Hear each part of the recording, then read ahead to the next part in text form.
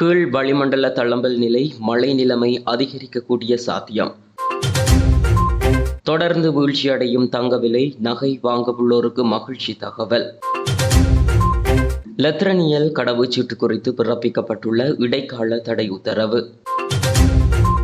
விவசாயிகளின் உரமானியம் குறித்து வெளியான புதிய தகவல். கல்வி அமைச்சு வெளியிட்டுள்ள அறிவிப்பு. வாகன இறக்குமதி தொடர்பில் வெளியான அறிவிப்பு. மின் கட்டண குறைப்பு தொடர்பான அறிவிப்பு. எனக்கு பின்னால் சிறந்த அணி, எங்களை அசைக்க முடியாது, ஜனாதிபதி அனுர பெருமிதம். இலங்கையை சூழவுள்ள பகுதிகளில் உருவாகியுள்ள கீழ் வளிமண்டல தளம்பல் நிலை காரணமாக இன்றிலிருந்து அடுத்த சில நாட்களில் மழை நிலைமை அதிகரிக்கக்கூடிய சாத்தியம் காணப்படுவதாக வளிமண்டலவியல் திணைக்களம் எதிர்ப்பு கூறியுள்ளது. நாட்டின் பெரும்பாலான பிரதேசங்களில் பிற்பகலில் அல்லது இரவில் மழையோ அல்லது இடியுடன் கூடிய மழையோ பெய்யக்கூடிய சாத்தியம் காணப்படுகிறது. மத்திய மற்றும் சப்ரகமுவ மாகாணங்களிலும் களுத்துறை, காலி மற்றும் மாத்தறை மாவட்டங்களில் சில இடங்களில் 100 மில்லிமீட்டருக்கும் அதிகமான பலத்த மழை வீழ்ச்சி எதிர்பார்க்கப்படுகிறது. தென் மாகாணத்திலும் மட்டக்களப்பு மற்றும் அம்பாறை மாவட்டங்களிலும் காலை வேளையிலும் மழையோ அல்லது இடியுடன் கூடிய மழையோ பெய்யக்கூடிய சாத்தியம் காணப்படுகிறது. இடியுடன் கூடிய மழை பெய்யும் வேளைகளில் அப்பிரதேசங்களில் தற்காலிகமாக பலத்த காற்றும் வீசக்கூடும். மின்னல் தாக்கங்களினால் ஏற்படக்கூடிய பாதிப்புகளை குறைத்துக் கொள்ள தேவையான முன்னெச்சரிக்கை நடவடிக்கைகளை எடுத்துக் கொள்ளுமாறு பொதுமக்கள் அறிவுறுத்தப்படுகிறார்கள். இலங்கையில் கடந்த சில மாதங்களாக தங்கத்தின் விலையானது சற்று ஏற்ற இறக்கங்களுடன் காணப்படுகிறது. அந்த வகையில் தங்க நிலவரத்தின்படி ஒரு அவுன்ஸ் தங்கத்தின் விலையானது 8,03,041 ரூபாவாக காணப்படுகிறது. 24 கேரட் தங்கம் கிராம் ஒன்றின் விலை 28,330 ரூபாவாக பதிவாகியுள்ள அதே வேளை 24 கேரட் தங்க பவுன் ஒன்றின் விலை 2,26,650 ரூபாவாக பதிவாகியுள்ளது. அதேபோல 22 கேரட் தங்கம் கிராம் ஒன்றின் விலை 25,970 ரூபாவாக பதிவாகியுள்ளதுடன் 22 கேரட் தங்க பவுன் ஒன்றின் விலை 2,07,800 ரூபாவாக பதிவாகியுள்ளது. இலத்திரனியல் கடவுச்சீட்டுகளை கொள்வனவு செய்யும் தீர்மானத்திற்கு இடைக்கால தடை உத்தரவு பிறப்பிக்கப்பட்டுள்ளது. இந்த இடைக்கால தடை உத்தரவு அக்டோபர் 1 வரை நடைமுறைக்கு வரும் வகையில் பிறப்பிக்கப்பட்டுள்ளது. 2 தனியார் நிறுவனங்களிடமிருந்து 7,50,000 லத்திரனியல் கடவுச்சீட்டுகளை முறையான கொள்முதல் நடைமுறையை பின்பற்றாமல் கொள்வனவு செய்வதற்கு கடந்த அரசாங்கத்தின் அமைச்சரவை எடுத்த தீர்மானத்தை நடைமுறைப்படுத்துவதற்கு மேன்முறையீட்டு நீதிமன்றம் இடைக்கால தடை உத்தரவு பிறப்பித்துள்ளது. மேன்முறையீட்டு நீதிமன்றம் முற்றிலும் சட்டவிரோதமான முறையில் இந்த இலத்திரனியல் கடவுச்சீட்டுகளை கொள்வனவு செய்ய தீர்மானித்துள்ளதாக சுட்டிக்காட்டி ஏபெக் லங்கா தனியார் நிறுவனம் தாக்கல் செய்த ட்ரீட் மெனுவை பரிசீலித்துள்ளது. மேன்முறையீட்டு நீதிமன்ற நீதிபதி முகமது லாஃபர் தாகிர் உண்மைகளை பரிசீலித்து அரசாங்கத்தின் முறையான கொள்முதல் நடைமுறைகளை பின்பற்றாமல் சட்டத்திற்கு முரணான வகையில் இந்த லத்திரனியல் கடவுச்சீட்டு கையிருப்பை வாங்க முடிவு செய்யப்பட்டு வெளியிடப்பட்டது என்று சுட்டிக்காட்டியுள்ளார். இந்த ட்ரீட் மெனுவில் பாதுகாப்பு அமைச்சர் மற்றும் சிலர் பிரதிவாதிகளாக குறிப்பிடப்பட்டுள்ளனர்.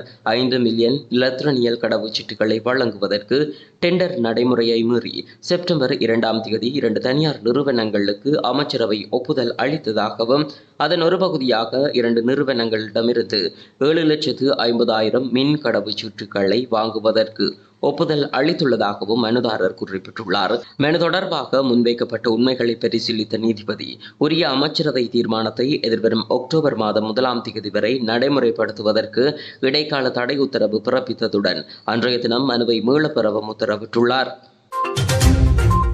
முன்னாள் ஜனாதிபதி ரணில் விக்ரமசிங்கவின் காலத்தில் அங்கீகரிக்கப்பட்ட அமைச்சரவை பத்திரத்தின் மூலமாகவே உரமானியம் 15,000 ரூபாவிலிருந்து 25,000 ரூபாவாக உயர்த்தப்பட்டதாக முன்னாள் விவசாய அமைச்சர் மஹிந்த அமரவீர குறிப்பிட்டுள்ளார்.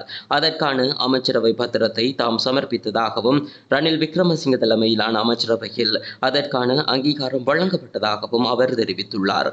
அத்தோடு அதிகரிக்கப்பட்ட உரமானியத்தை அக்டோபர் 1 முதல் வழங்குவதற்கு தேவையான பணத்தை முன்னாள் அரசாங்கத்தின் போதே ஒதுக்கப்பட்டதாகவும் மஹிந்த அமரவீர சுட்டிக்காட்டியுள்ளார். எவ்வாறாயினும் விவசாயிகளுக்கு உரமானியம் வழங்குவது மகிழ்ச்சிக்குரிய விடயம் எனவும் அவர் மேலும் குறிப்பிட்டுள்ளார். இந்த நிலையில் பெரும்போகத்தில் விவசாயிகளுக்கு உரமானியத்தை ஹெக்டேருக்கு 15,000 ரூபாவிலிருந்து 25,000 ரூபாய் வரை அதிகரிக்குமாறு ஜனாதிபதி அனுரகுமார திசநாயக்க நேற்றைய தினம் திரைசேரிக்கு பணிப்புரை விடுத்திருந்தமை குறிப்பிடத்தக்கது.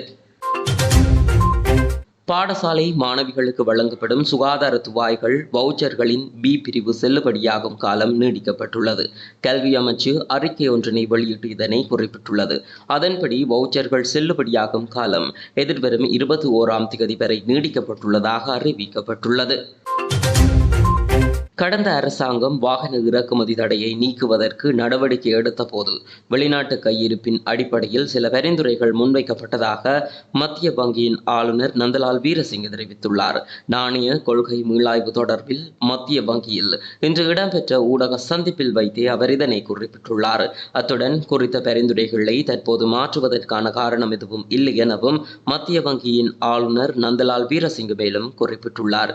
இதேவேளை சர்வதேச நாணய நிதியம் உள்ளிட்ட சர்வதேச தரப்புகள் இந்த ஆண்டு இலங்கையின் பொருளாதார வளர்ச்சி 2% அல்லது அதற்கு குறைவாக காணப்படும் என கணிப்பிட்டிருந்தாலும் பொருளாதார வளர்ச்சி 3% விடவும் அதிகமாக பதிவாகும் என தங்களது தரப்பு மதிப்பிட்டுள்ளதாக மத்திய வங்கியின் ஆளுநர் நந்தலால் வீரசிங்க மேலும் தெரிவித்துள்ளார்.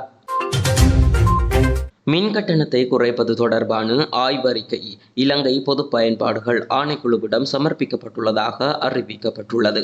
இலங்கை மின்சார சபையின் தலைவர் கலாநிதி திலக் சியம்பலாபட்டிய இதனை தெரிவித்துள்ளார். இதேவேளை தற்போதைய சூழ்நிலையில் மக்களுக்கு அதிகபட்ச நிவாரணம் கிடைக்கும் வகையில் மின்சார கட்டணத்தை குறைப்பதே புதிய அரசாங்கத்தின் எதிர்பார்ப்பு எனவும் அவர் சுட்டிக்காட்டியுள்ளார். எனினும் பொது பயன்பாடுகள் ஆணைக்குழுவின் பதவிக்காலம் நிறைவடைந்துள்ளதால் புதிய நாடாளுமன்ற அமர்வின் பின்னரே ஆணைக்குழுவிற்கான புதிய உறுப்பினர்கள் நியமிக்கப்பட உள்ளனர். புதிய ஜனாதிபதி பதவியேற்பின் பின்னர் நாடாளுமன்றம் கலைக்கப்பட்டுள்ளது. எதிர்வரும் நவம்பர் மாதம் நடைபெறவுள்ள பொது தேர்தலின் பின்னரே மீண்டும் நாடாளுமன்ற அமர்வு நடைபெறும் என்பது குறிப்பிடத்தக்கது. நாட்டை கட்டியெழுப்ப மேற்கொள்ளப்படும் நடவடிக்கைகளை நிறைவேற்றும் திறனும் அர்ப்பணிக்கப்பட்ட திறமையான குழுவும் தன்னிடம் உள்ளதாக ஜனாதிபதி அனுரகுமார திசநாயக்க தெரிவித்துள்ளார். இது தொடர்பில் அவர் தனது எக்ஸ் தளத்தில் இட்டுள்ள பதிவில், ஒரு ஐக்கிய அணியாக நாட்டை கட்டியெழுப்பும் பங்கை நிறைவேற்றும் திறன் எங்களிடம் உள்ளது. மேலும் இந்த பணிக்காக அர்ப்பணிக்கப்பட்ட திறமையான குழுவையும் நாங்கள் கொண்டுள்ளோம். அத்துடன் எங்களின் உறுதியை அசைக்க முடியாது என பெருமிதம் கொண்டுள்ளார். அதேவேளை அனைத்து குடிமக்களின் சமூக பாதுகாப்பை உறுதி செய்யும் அதேவேளையில் சட்டத்தை மதிக்கும் தேசத்தை உருவாக்குவதற்கும் ஒழுக்கமான சமுதாயத்தை வளர்ப்பதற்கும் நாங்கள் கடமைப்பட்டுள்ளோம். இது சட்டத்தின் முன் அனைவரும் சமம் என்ற கொள்கையை உயிர்ப்பிக்கிறது எனவும் அவர் தனது பதிவில் குறிப்பிட்டுள்ளார். 2024ஆம் ஆண்டுக்கான ஜனாதிபதி தேர்தலில் போட்டியிட்டு 57,40,179 வாக்குகளை பெற்று அனுரகுமார திசநாயக்க நாட்டின் 9வது ஜனாதிபதியாக பதவியேற்றார். இதனைத் தொடர்ந்து அவர் பல்வேறு அதிரடி நடவடிக்கைகளை மேற்கொண்டு வருவதுடன் புதிய அரசாங்கத்திற்கான ஆளுநர்கள், அமைச்சர்கள் உள்ளிட்ட அதிகாரிகளை நியமித்து வருகின்றார். கீழ் வளிமண்டல தளம்பல் நிலை மழை நிலைமை அதிகரிக்கக்கூடிய சாத்தியம். தொடர்ந்து வீழ்ச்சியடையும் தங்க விலை, நகை வாங்கவுள்ளோருக்கு மகிழ்ச்சி தகவல். லத்திரனியல் கடவுச்சீட்டு குறித்து பிறப்பிக்கப்பட்டுள்ள இடைக்கால தடை உத்தரவு. விவசாயிகளின் உரமானியம் குறித்து வெளியான புதிய தகவல். கல்வி அமைச்சு வெளியிட்டுள்ள அறிவிப்பு. வாகன இறக்குமதி தொடர்பில் வெளியான அறிவிப்பு. மின் கட்டண குறைப்பு தொடர்பான அறிவிப்பு. எனக்கு பின்னால் சிறந்த அணி, எங்களை அசைக்க முடியாது, ஜனாதிபதி அனுர பெருமிதம்.